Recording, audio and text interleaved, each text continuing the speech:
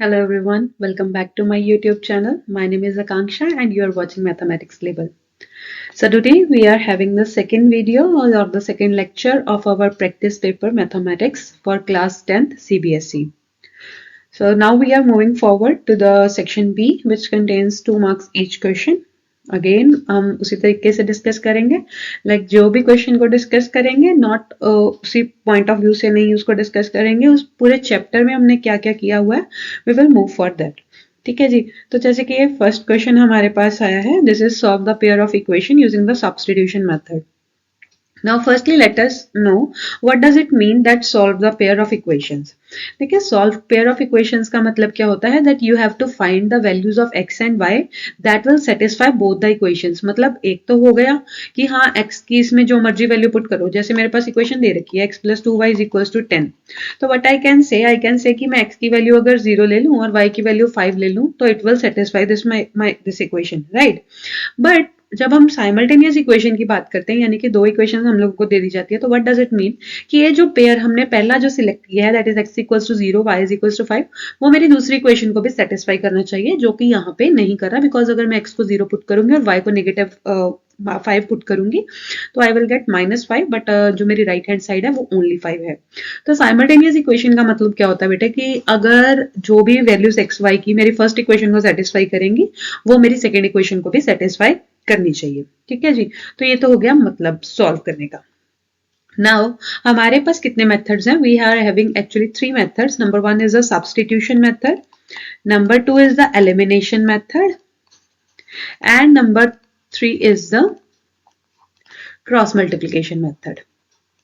अब जो अगर तो पेपर में मेंशन किया हो obviously we have to move forward with that, हमें उसी के साथ करना पड़ेगा। But if it is not mention it is all up to your choice, तुम लोगों को जो भी पसंद है you can go with that method. अभी फर्स्ट जब अपने पास है सब्स्टिट्यूशन मेथड, नाम ही बता रहा है कि हमें क्या करना है, वैल्यूज को सब्स्टिट्यूट करना है। सब्स्टिट्यूट करने का मतलब क्या है, हम स्टार्ट कैसे करेंगे, we will name this equation, let this be the equation number 1 and let this be the equation number 2। हम क्या करेंगे, हमारी मर्जी है, हम फर्स्ट इक्वेशन या सेकंड इक्वेशन जिसमें से मर्जी जिस मर्जी वेरिएबल मैं फर्स्ट इक्वेशन में से भी x या y दोनों में से किसी की भी वैल्यू निकाल सकती हूँ, सेकंड इक्वेशन में से भी निकाल सकती हूँ। बट करना क्या है, जहां से हम इक्वेशन में से वैल्यू निकाल रहे हैं उसकी जो रह गई इक्वेशन उसमें we have to substitute that. अब जैसे मैं यहां से x की वैल्यू निकाल लूं तो x की value it will become 10 - 2y, यानी कि फ्रॉम यूजिंग द इक्वेशन 1 मैंने क्या किया, x की वैल्यू निकाल ली। अब निकाली फर्स्ट इक्वेशन से है तो पुट किस में करेंगे, हम सेकंड इक्वेशन में। So I am going to substitute it here, this will become 3 times 10 - 2y, साथ में क्या आ जाएगा बेटे -y इज इक्वल टू कितना आ जाएगा 5। नाउ क्या बस इसको सॉल्व भी तो करना है। सबसे पहले 3 को 10 के साथ मल्टीप्लाई करेंगे वी विल गेट 30, 3 को 2 के साथ करेंगे we will gate 3 2 6y, minus में है y और इक्वल्स में क्या है 5। अब लाइक टर्म्स आपस में ऐड सब्ट्रैक्ट होती हैं तो ये 6y माइनस y कितना आ जाएगा, -7y हो जाएगा। यहाँ पे 30 पड़ा है, दूसरी साइड पे सेंड करेंगे वी विल गेट 25, और क्या किसमें, नेगेटिव में, नेगेटिव के साथ नेगेटिव कैंसिल हो गया, वी गेट 25/7। तो ये आ गई मेरे पास किसकी वैल्यू, y की वैल्यू आ गई। अब y की वैल्यू आने के बाद I have to find out the x की वैल्यू। तो x की वैल्यू तुम लोग जिस मर्जी में पुट कर दो, डजंट मैटर, वो मैटर नहीं करता, जिसमें मर्जी पुट कर दो you will get the answer. अब जैसे मैं फर्स्ट इक्वेशन में ये वैल्यू पुट करने जा रही हूँ तो ये बनेगा x + 2 times what, 25/7 is equals to कितना, 10। तो 25 × 2 विल बिकम 50, तो ये बन जाएगा x इज इक्वल्स टू 10 - 50/7। अब यहाँ पे ये प्लस का था, दूसरी साइड पे जाएगा तो ये माइनस में चला जाएगा, y because plus and minus by by होते हैं। तो ये 7 10 हो गया बेटा 70, तो ये बन गया 70 - 50, तो ये कितना बन गया अपने पास 20/7। तो ये मेरे पास किसकी वैल्यू आ गई, x की वैल्यू आ गई। So this is the first method that is known as the substitution method. Now let's move forward to the elimination method कि अगर एलिमिनेशन मेथड के साथ करना हो इसी क्वेश्चन को तो व्हाट वी विल डू। अब एलिमिनेशन मेथड क्या करता है, एलिमिनेट करना है, मतलब क्या है कि मुझे कुछ ना कुछ करके इनमें से किसी वेरिएबल को एलिमिनेट करना है। जो वेरिएबल एलिमिनेट हो गया उसकी जगह पे दूसरा जो भी वेरिएबल होगा that I will find out. अब यहाँ पे जो इक्वेशन दे रखी है that is x + 2y is equals to 10 और दूसरी दे रखी है 3x - y is equals to 5। हम देखेंगे कि कौन से मर्जी यहाँ पे भी अब तुम लोगों की है, हाँ तुम्हें x पसंद आ रहा है x का वेरिएबल इक्वेट करो, y पसंद आ रहा है y का इक्वेट कर दो। तो यहाँ पे मेरे को x सही लग रहा है, क्यों, क्या यहाँ पे x का कोफिशिएंट 1 है तो नीचे वाली इक्वेशन को मैं 1 के साथ मल्टीप्लाई कर दूंगी, ऊपर वाली को किसके साथ कर दूंगी, 3 के साथ कर दूंगी। तो व्हाट आई विल गेट ऊपर वाली इक्वेशन मेरी बन जाएगी 3x plus 3 2 6y is equal to 10 3 30। और ये जो नीचे वाली इक्वेशन है ये तो जैसी है ये भाई वैसे ही रह जाएगी। Now what I will do, I will solve it. तो ये बन गया माइनस करके, यहाँ पे क्या बन जाएगा अपने पास प्लस, ये बन जाएगा 7y। इधर साइन चेंज किया, साइन चेंज समझते हो ना, साइन चेंज क्यों कर रहे हैं, because I want to eliminate. यहाँ पे 3x पॉजिटिव, यहाँ पे नीचे भी 3x पॉजिटिव था, अगर यहाँ पे नेगेटिव था तो मेरे को साइन चेंज करने की जरूरत भी नहीं थी, बट क्योंकि मेरे पास ऊपर 3x था नीचे भी 3x था, अगर मैं इन दोनों को ऐड कर देती तो वो तो बन जाना था 6x, तो मेरी नेक्स्ट इक्वेशन में भी x और y दोनों के दोनों वेरिएबल्स आ जाने थे। But what I have to do, I have to eliminate one, मेरे को क्या करना है, एक को एलिमिनेट करना है। So for that I subtracted. Subtract करने का मतलब क्या है, you have to change the signs, है ना। सब जब हम सब मल्टीप्लाई करते हैं नेगेटिव साइन के साथ तो अंदर वाले साइन क्या हो जाते हैं, चेंज हो जाते हैं। तो यहाँ पे ऑलरेडी पॉजिटिव का था तो मेरा साइन चेंज होके माइनस का आ गया, यहाँ पे माइनस का था साइन चेंज होके प्लस का आ गया, यहाँ पे प्लस का था मेरा साइन चेंज होके माइनस का आ गया। तो यहाँ से मेरे पास y की वैल्यू कितनी आ गई बेटे, 25/7। अब अगला प्रोसीजर तो वही है, जो y की वैल्यू आई है दोनों में से जिस मर्जी क्वेश्चन में सब्स्टिट्यूट कर दो, you will get the answer with that. ठीक है जी, तो ये तो हो गया अपना elimination method. Last is our cross multiplication method. Cross multiplication method में देखो एक चीज क्या करनी पड़ती है, सारे के सारे वेरिएबल्स को एक साइड पे उठा के ले आओ, या सारे के सारे वेरिएबल एंड कांस्टेंट्स को एक साइड पे उठा के ले आओ। मतलब क्या है, पूरी की पूरी एक इक्वेशन को एक साइड पे शिफ्ट कर दो। उसके बाद ना तुम लोगों को एक नंबर याद रखना है। अब तुम्हारे को जैसे याद रहता तुम लोग वैसे कर लो, मैंने तो बस ये बोला हुआ कि हाँ 23/12 है ना, 23/12 याद रख लो, तो तुम 23/12 के अकॉर्डिंगली जो मर्जी करते जाओ, आंसर आ जाएगा। अब मैंने सबसे पहले क्या लिख दिया, 2 3 1 2। 2 3 1 2 का मतलब समझो, 2 का मतलब क्या है, y का कोफिशिएंट, 3 का मतलब है कांस्टेंट टर्म, 1 का मतलब है x का कोफिशिएंट और 2 का मतलब है y का कोफिशिएंट। तो सबसे पहले मैं यहाँ पे नीचे कोफिशिएंट जो है वो लिखने जा रही हूँ। तो 2 आ गया मेरे पास, 2 और -1 आ गया। 3 यानी कि कांस्टेंट टर्म -10 -5 आ गई। 1 मतलब मेरा 1 एंड 3 आ गया, और 2 का मतलब अगेन क्या है मेरे पास, 2 एंड -1 आ गया। अब क्या करेंगे, नेक्स्ट स्टेप में मैं लिखूंगी x y और एक कांस्टेंट, ठीक है, ये तीनों को इक्वल टू मैं लिख दूंगी, और फिर उनके नीचे जो है इन दोनों दो टर्म्स के पेयर बना के उनको क्या कर देंगे, मल्टीप्लाई कर देंगे। Let's see how it will work. सबसे पहले मैंने लिखा बेटे x इक्वल्स टू लिखा y इक्वल्स टू लिखा 1। अब बाकी टर्म ना इसके नीचे नीचे लिखनी है, देखो कैसे, 2 को इसके साथ मल्टीप्लाई, इसको इसके साथ मल्टीप्लाई करो, आपस में कर दो सब्ट्रैक्ट। -5 2 10 हो जाएगा, माइनस माइनस प्लस हो जाएगा, बट क्योंकि हमने माइनस करना था अगेन क्या आ गया अपने पास, माइनस का 10 आ गया। y के नीचे क्या आएगा, 10 इंटू -3 विल बिकम -30, और माइनस माइनस कितना बन जाएगा, प्लस का बन जाएगा 5। Last but not the least ये बनेगा -1, और 3 इंटू 2 कितना बन जाएगा, 3 2 6 बन जाएगा। अब when I have to find the value of x, मैं क्या करूंगी, पहले तो इन दोनों को सॉल्व कर लूंगी। ये बन जाएगा x डिवाइड बाय -20, ये बन जाएगा y डिवाइड बाय -25, और ये क्या बन जाएगा, 1 डिवाइड बाय -7। अब मैं ना पेयर सिलेक्ट करूंगी, एक बार इन दोनों को सॉल्व कर लूंगी x अपॉन -20 को इकट्ठा रख के, और एक बार y वाले को सॉल्व कर लूंगी। तो क्या करेंगे, x upon -20 is equal to 1 upon -7। तो यहाँ से x की वैल्यू कितने आ जाएगी, क्रॉस मल्टीप्लाई करोगे इट विल बिकम 20/7। नेगेटिव के साथ नेगेटिव साइन जो है वो कैंसिल हो जाएगा। सिमिलरली y अपॉन -25 को जब आप इसके इक्वल पुट करोगे तो what you will get, y is equal to 25/7।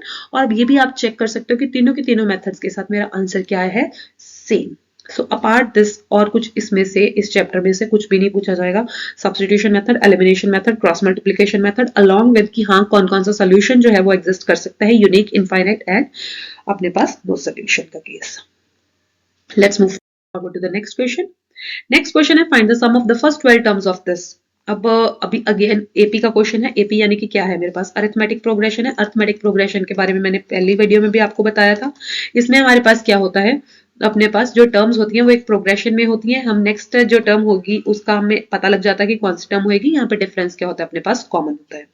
ठीक है जी, तो सबसे पहले हम टर्म्स लिखेंगे। फर्स्ट टर्म क्या है, यहाँ पे हमारी 5 है। कॉमन डिफरेंस कितना आ रहा है अपने पास, 9 - 5। 9 - 5 कितना होता है अपने पास, 4। तो डिफरेंस कितना आ गया अपने पास, 4। आगे मेरे को क्या निकालना है, उसने बोला कि 12 टर्म्स का सम निकालना है। तो n की वैल्यू कितनी दे रखी है, 12।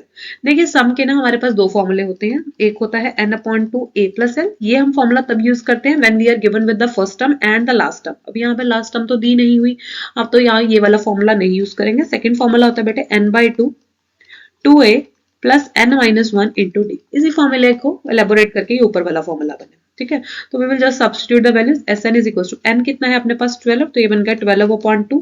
a कितना है अपने पास 5, तो 5 2 से कितना बन जाएगा 10। d अपना नंबर ऑफ टर्म्स है 12, 12 का -1 करेंगे बन जाएगा 11। 11 के साथ डिफरेंस को मल्टीप्लाई करना है, दैट मीन्स 4। ये कटिंग की 2 6 12 बन गया, ये बन गया 10 प्लस कितना 44, 44 प्लस 10 कितना हो जाएगा अपने पास 54, और 54 को 6 के साथ मल्टीप्लाई कर देंगे, we will get the answer 6 4 24, 6 5 30 and 32. So the sum of first 12 terms of this AP is 324. Hope this is clear to all of you. Next is ये थोड़ी सी मिस्टेक है, एक्चुअल में ये है कि प्रूव दैट की साइन स्क्वायर ए plus cos square ए जो होता है ना, ये 1 के इक्वल होता है। देखिए there are different number of ways जो है जिसके साथ हम ये प्रूव कर सकते हैं, बट जो कॉमन मेथड हम यहाँ पे यूज कर सकते हैं that is using the perpendicular and hypotenuse concept. अब परपेंडिकुलर हाइपोटेन्यूज वाला कंसेप्ट क्या कहता है, देखिए ये तो आपने में अगर मेरी पुरानी ट्रिग्नोमेट्री की जो वीडियोज हैं वो देखी होंगी, आप लोगों को वहां से पता होगा कि जो साइन थीटा होता है वो किसके इक्वल होता है, पंडित बद्री प्रसाद हर हर बोले, और जो अपना कॉस थीटा होता है वो होता है अपना बेस अपॉन हाइपोटेन्यूज के इक्वल। तो अकॉर्डिंग टू दिस हम यहाँ पे ये यूज कर सकते हैं। ये क्या कह रहा है, साइन स्क्वायर ए, साइन स्क्वायर ए का मतलब क्या हो जाएगा बेटे, परपेंडिकुलर अपॉन हाइपोटेन्यूज का स्क्वायर, और कॉस स्क्वायर ए का मतलब क्या हो जाएगा, बेस स्क्वायर अपॉन हाइपोटेन्यूज का स्क्वायर। एलसीएम लोगे यू विल गेट हाइपोटेन्यूज का स्क्वायर, ऊपर क्या बन जाएगा, perpendicular square plus base square. अब अगर तो आप लोगों को पाइथागोरस थ्योरम आती है तो what it states, it says कि अपना जो परपेंडिकुलर का स्क्वायर प्लस बेस का स्क्वायर जो है वो किसके इक्वल होता है, हाइपोटेन्यूज के स्क्वायर के इक्वल होता है। तो यहाँ पे क्या बन जाएगा, hypotenuse square upon hypotenuse square, तो आंसर कितना आ गया अपने पास 1। This is the one way to do this question.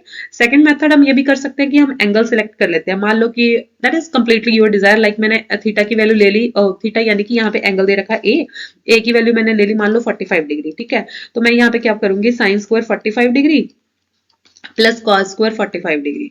Now let's check, sine 45 degree की वैल्यू होती है 1/√2, 1/√2 का करेंगे स्क्वायर, कॉस 45 डिग्री की भी कितनी होती है 1/√2, दोनों का स्क्वायर करेंगे, ऐड करेंगे, but we will get answer 1।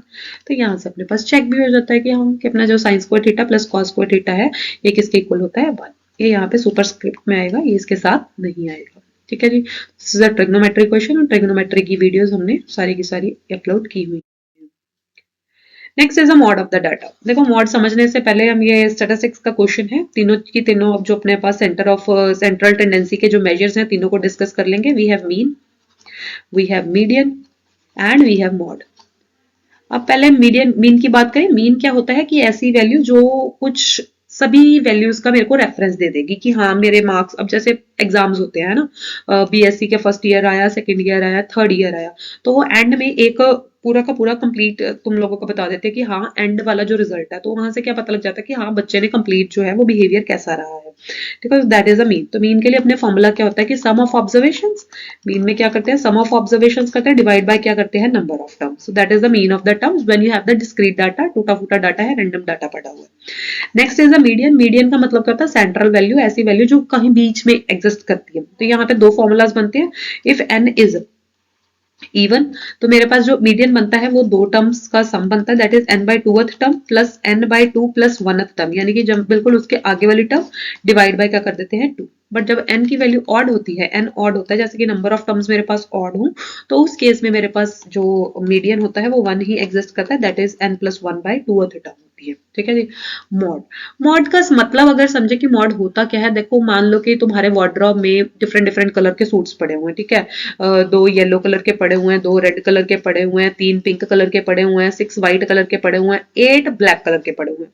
तो अगर मैंने बोला कि हाँ अलमीरा खोलो, तो मेरा ध्यान पड़ेगा कि ओ माय गॉड 8 ब्लैक, तो मतलब मेरे को थोड़ी सी पता लग जाएगा, आइडिया हो जाएगा कि हाँ तुम्हारी लाइकिंग क्या है। तो ये जो लाइकिंग है ना, यही क्या है, मॉड। मॉड का मतलब क्या होता है, चलन, कि वो वाली चीज जो सबसे ज्यादा चल रही है, जैसे फैशन हो जाता है ना, फैशन वही चीज का बन जाता है जो चीज सबसे ज्यादा डाली जाती है ना, जिस चीज का फैशन होता है वही चीज सबसे ज्यादा डालनी शुरू कर दी जाती है। तो हमने यहाँ पे यही देखना है कि कौन सा नंबर है जिसकी सबसे ज्यादा फ्रीक्वेंसी है, ठीक है। तो नंबर्स हैं 2 3 4 और 5।